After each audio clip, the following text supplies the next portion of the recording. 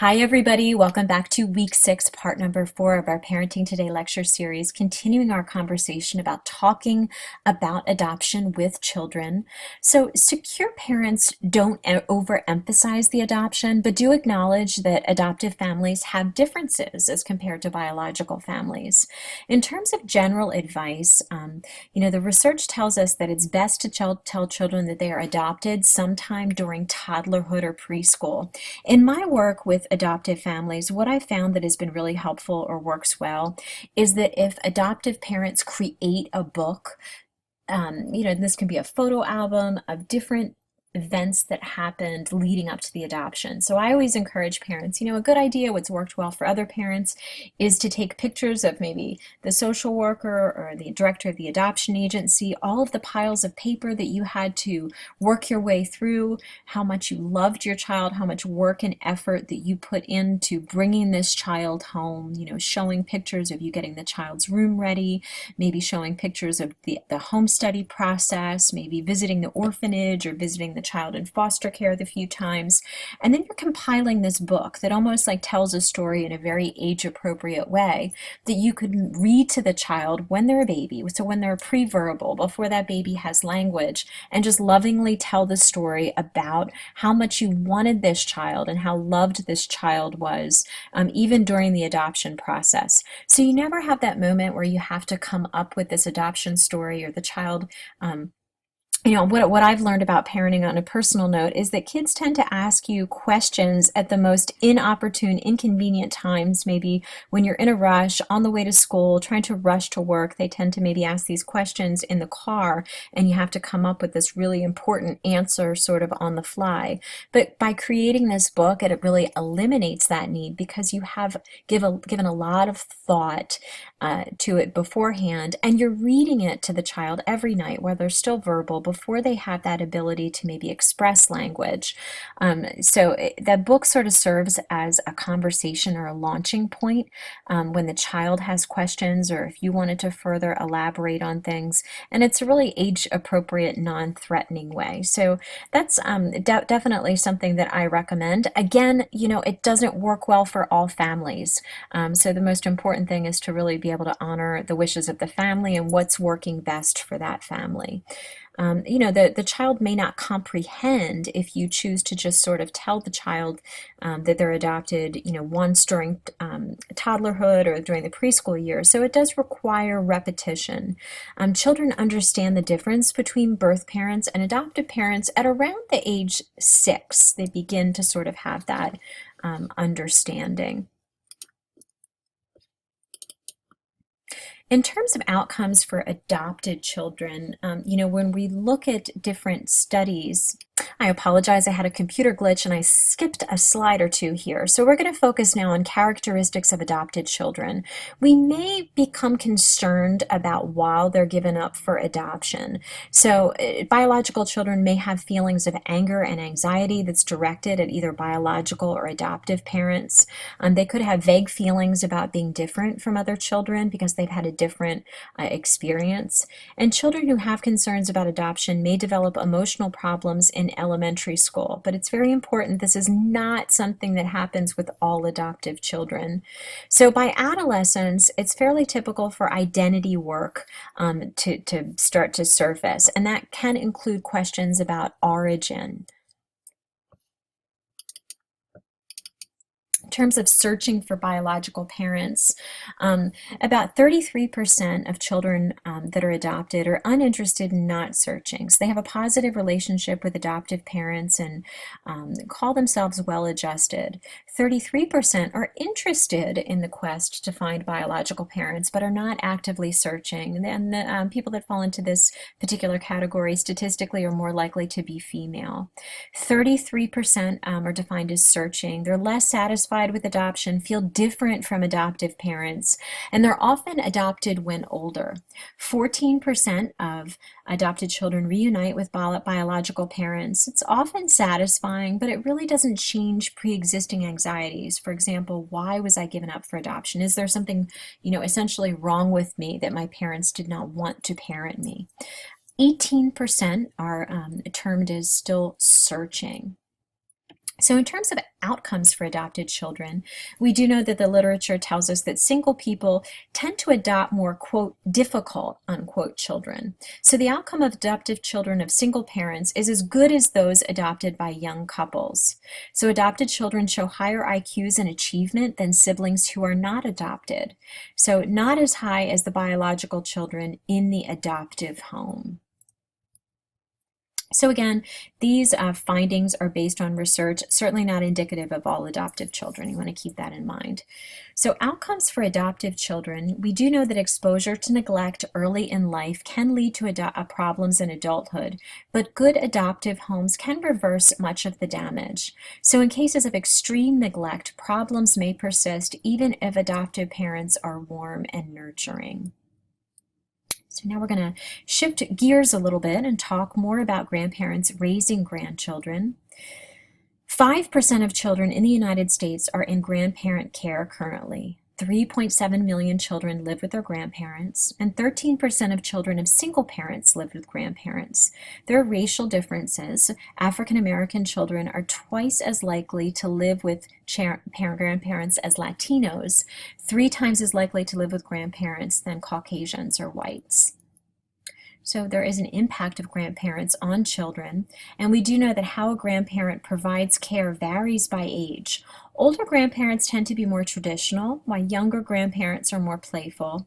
Grandmothers tend to read more and provide more cognitive stimulation than single parents do.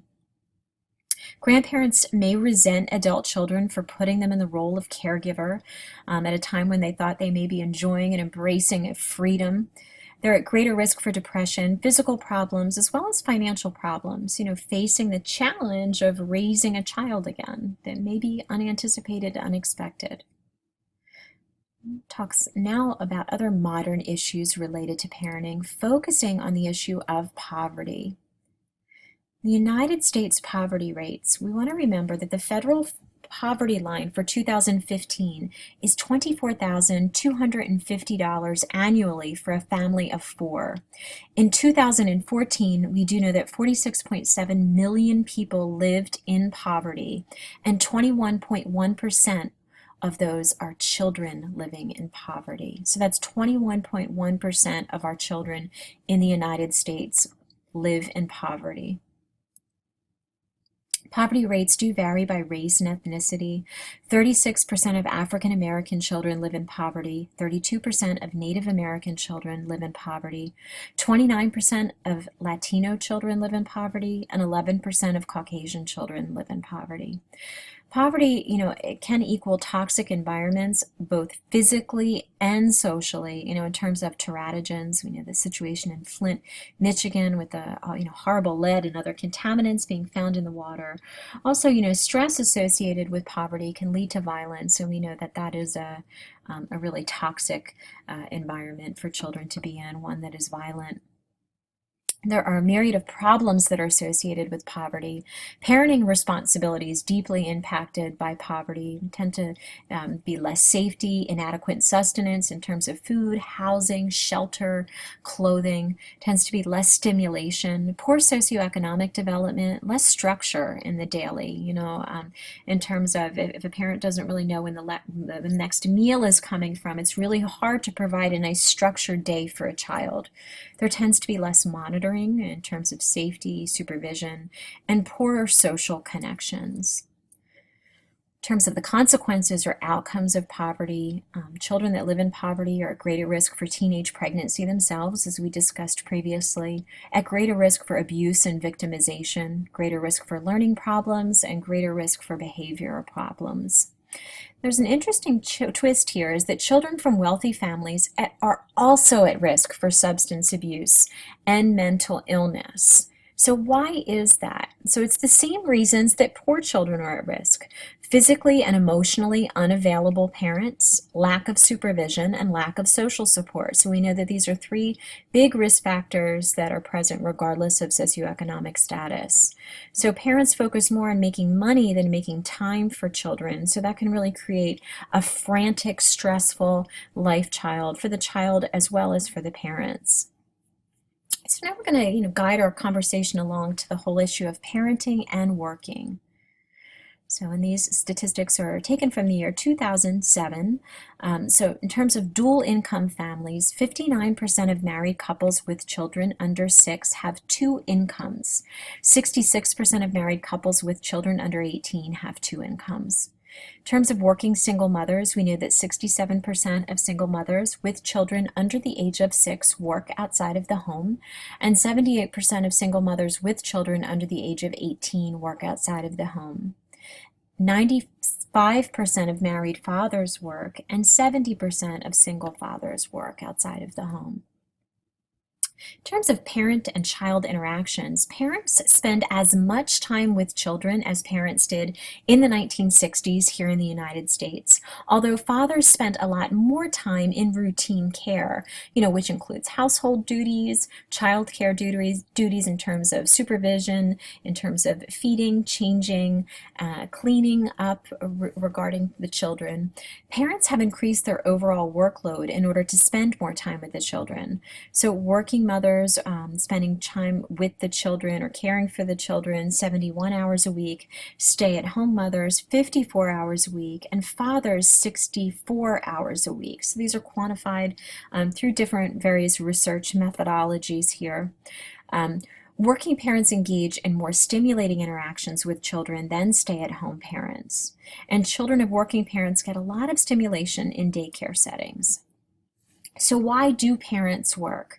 Here's the most widely given reasons. Number one, money, health benefits, disability insurance, paid leave, having emergency leave in terms of FEMLA, self-esteem, and also for a sense of identity.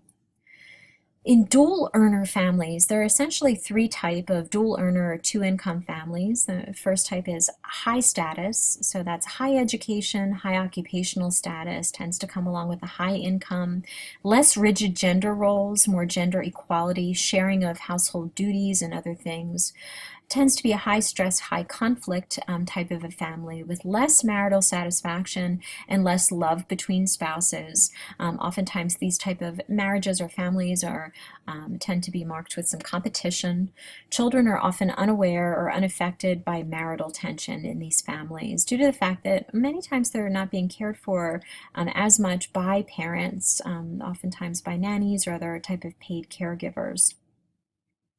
In terms of low stress is the second type of dual earner family that we're going to discuss. There tends to be lower work stress here, higher marital satisfaction, lower levels of conflict, and sharing that monitoring and other responsibilities of the children. That third type of dual earner family that we're going to talk about is called a main secondary family, where the father serves as the primary breadwinner and the mother's income is supplemental. It tends to have the lowest income out of the three and more traditional gender roles, with really the mother, the female role, taking more responsibility for household duties such as cooking and cleaning, and the father taking care of earning and providing the income. There's moderate levels in marital satisfaction when we look at most of the research.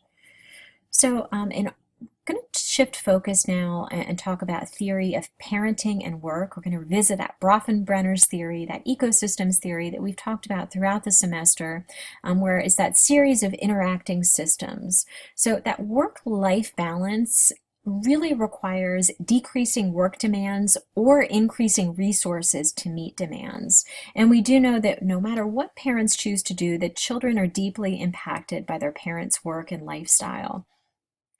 So there does tend to be a positive spillover from work to home. When parents have secure, fulfilling jobs, children tend to have better outcomes in terms of better self-esteem and academic achievement. And that spillover moving from home to work, parents report having more energy and positive feelings about work because of their children, sort of provide them with this inherent sense of achievement or positive emotion. So we're going to stop here today, and then I will look forward to getting back to you at our next part of our parenting lecture series.